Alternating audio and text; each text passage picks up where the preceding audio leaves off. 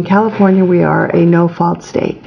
So that means you can't bring up any bad conduct by the other person with respect to the mandate that everything has to be divided 50-50. And that is everything that was acquired during the marriage.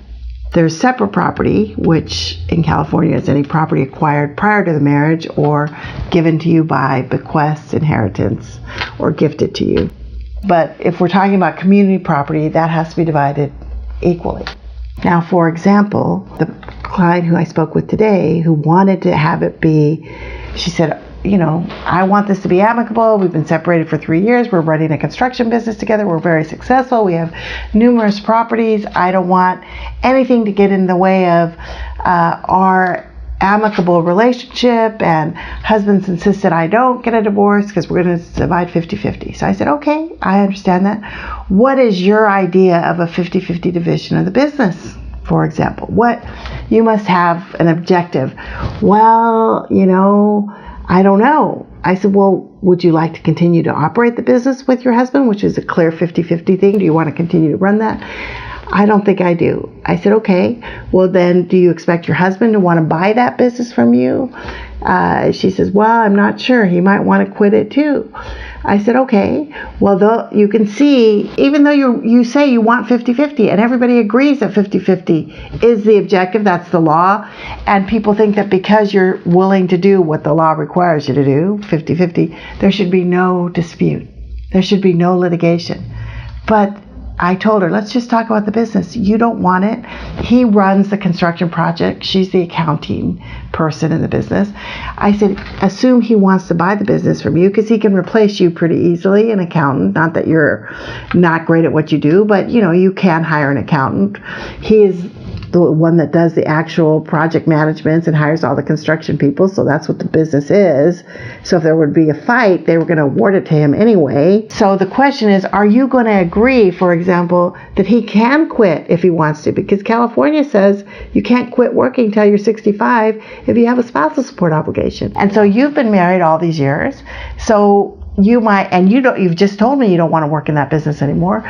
So even though you're amicable that it should be a 50-50 split, at what value, number one? And number two, what if he does want to quit? Are you going to say, no, I'm going to impose California law that says because I've been married to you so long, I get spousal support, you have to keep working at that business till you're 65. And certainly you have to buy me out at whatever the value is. So then I said, so let's talk about the family residence. You said you want a 50-50. Is it agreed upon between the two of you who is going to keep the residence, or is there an agreement that it's going to be sold and divided equally? She said, well, no, we haven't talked about that. I said, so you have no agreement as to who's going to keep which real property? No. I said, so if you really want an amicable divorce, you should be coming to me with what your wish list is. I put together a value of that and present that and say, do we have a dispute on this? At least let's start with who's going to keep the assets. Then we'll agree on how we're going to value them amicably. Retain one expert to do the valuation versus each getting your own expert who will then need a trial judge to resolve any dispute. So even though you think you're going to have an amicable divorce, and people do that because of course they want to reduce the cost, and if you can get through a divorce without a trial, you have saved the personal relationships.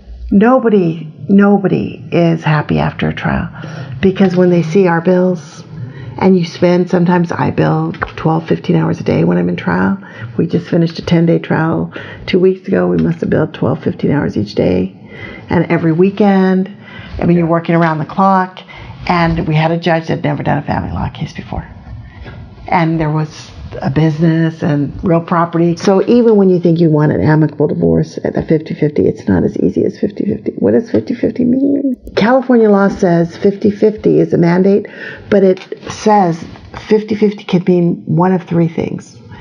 It can mean you divide the asset in kind. You actually say, we're going to split the shares of the corporation. They're going to each own 50% of the corporation, and they're going to continue to operate the business. So that's a division in kind. Or you value the asset. You have two houses, you value each one. You assign one house to each party, and you equalize. Or you can sell everything.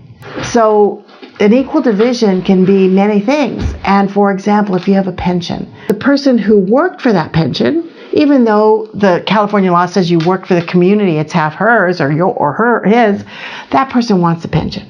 Okay, they would like to keep the pension. But California law says no.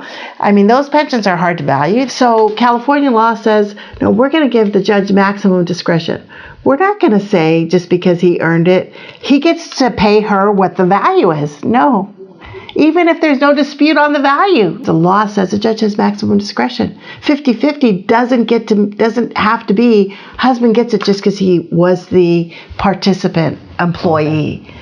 Right? So, and many times we don't want to do that because the wife says, no, I don't want to be bought out at this pension at some actuarial calculation. That's a issue that comes up in wherever there's a pension.